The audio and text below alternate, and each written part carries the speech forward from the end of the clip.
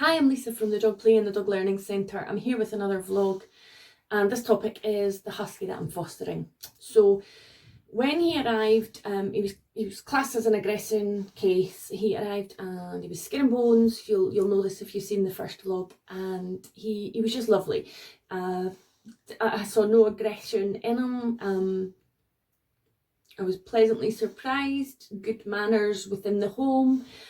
Because obviously if you're going to foster a dog, you just don't know what you're getting, much like if you were taking on a person that you were fostering, you wouldn't know what they've been through and therefore what you were going to be inviting into your home and what habits they had, etc.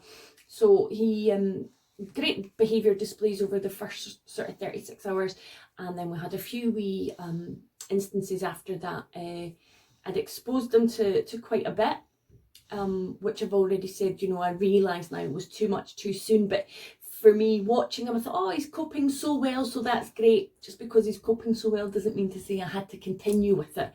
So he didn't suffer from it, but towards the end I realised we should just be going slow with rescue dogs.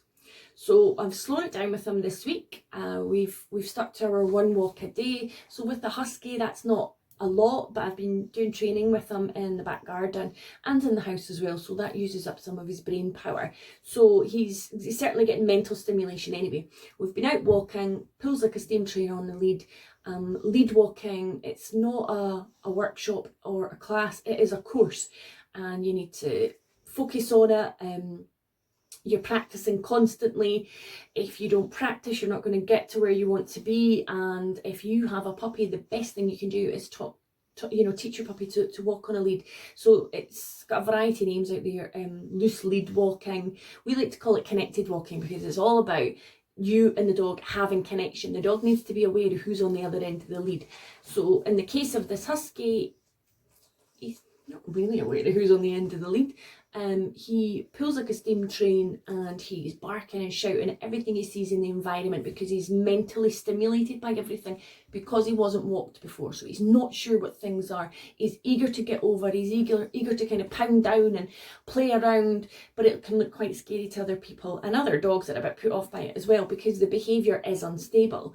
So that's calmed down slightly, which is good. So we're getting that 1 walk a day, that one good walk. I have another dog, a Bordeaux, who you'll probably hear breathing in the background.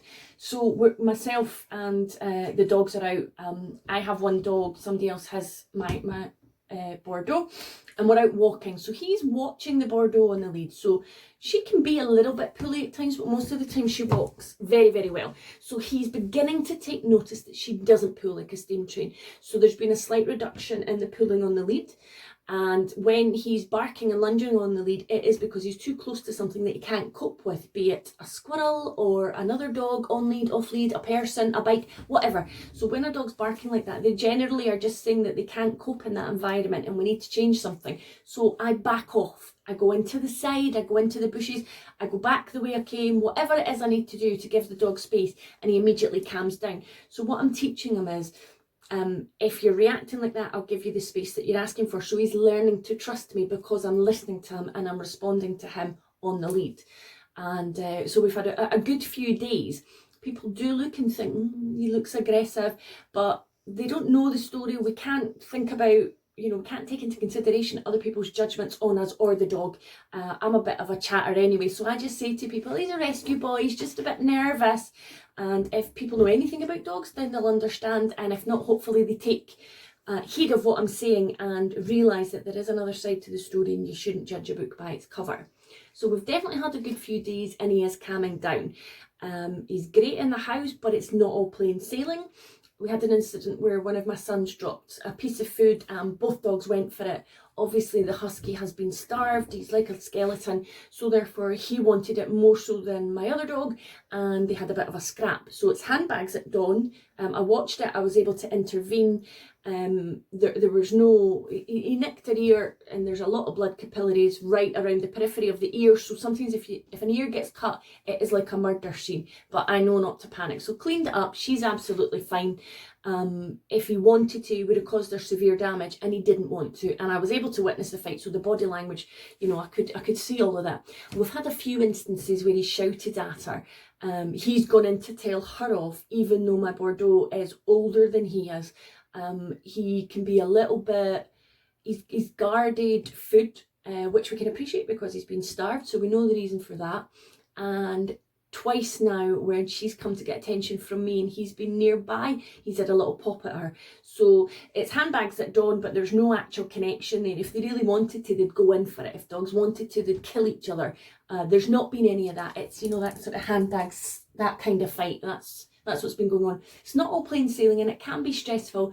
I think because I understand the reasons behind it and I'm able to stop it, it's not so bad. I think if it was somebody else, somebody brand new taking dogs on like that, it would be stressful. So that's why I'm always reiterating that you should learn about your dogs. But just to come in and say to everybody that this boy is doing really, really well. He's getting better all the time. We can't expect it to be like a fairy tale and him to come in and be so grateful and to slot right in. He's learning, and he is telling a story through his behaviour of, I have been starved, I want that food, that's really important to me. Or by guarding me because perhaps he's got a little bond with me at the moment. Not that he's necessarily viewing me as a saviour, but I'm giving him things that he quite likes. He likes the walks I take him on because he wasn't walked before, and he likes the 4 small meals a day that I'm giving him because he obviously wasn't getting that food before. So perhaps he's just telling my Bordeaux to bugger off.